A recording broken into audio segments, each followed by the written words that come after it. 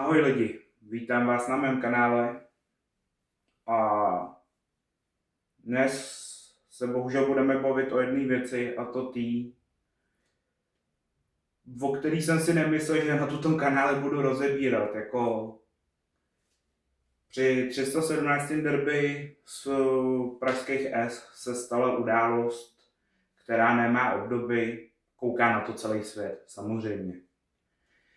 Jsme v podstatě tímto způsobem jako všichni fanoušci, ať Viktorky, pražských S nebo dalších týmů, co hrajou Champions League nebo druhou ligu, tak jsme v podstatě prosmí, že se tady chováme jak hovada.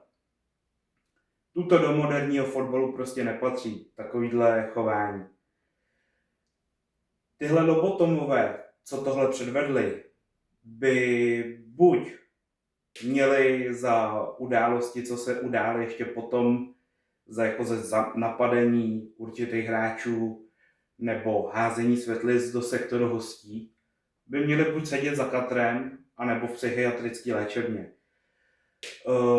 Bohužel je to zármutkem budování značky českého fotbalu,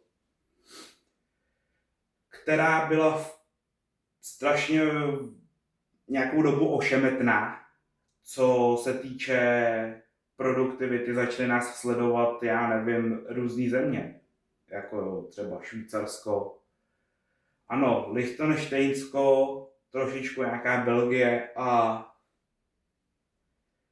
tuto opravdu reklamou na fotbal není.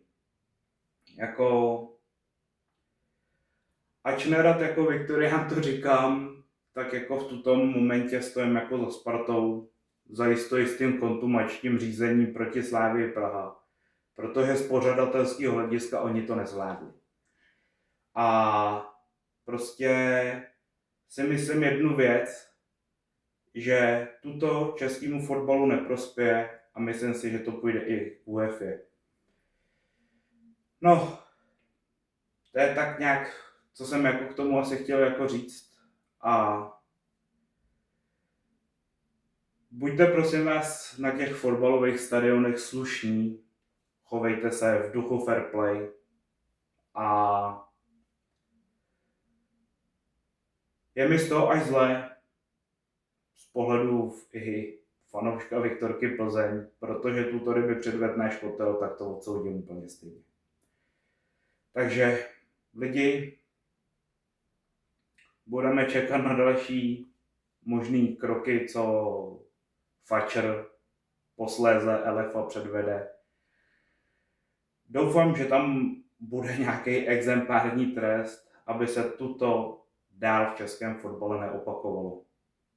Já vím, sice jsem nějaký taneční kanál s 58 odběrateli nebo z 59, ale k této věci jsem se prostě musel vyjádřit. Takže tím pádem doufám, že tato barva už na našich stadionech prostě nebude v rámci chování fanoušků a dalších takovýchhle věcí. A doufám, že ani tuto barvou v dalších letech naše liga nebude prostě začerněná z toho daného incidentu. Takže díky moc, že jste sledovali tuto video. Můžete zanechat nějaký komentář, nějaký like, nějaký subscribe. Ale v tutom je to nějak plně jedno. Prostě je to vyjádření fanouška fotbalu a fanouška nějakého daného prostě klubu, který tady na srdci mám. A je to prostě smutek. Takže díky moc za shlédnutí tuto shortu. Je to další short, ale bohužel je to smutek a doufejme, že se to fakt opakovat nebude. Takže mějte se hezky a ahoj.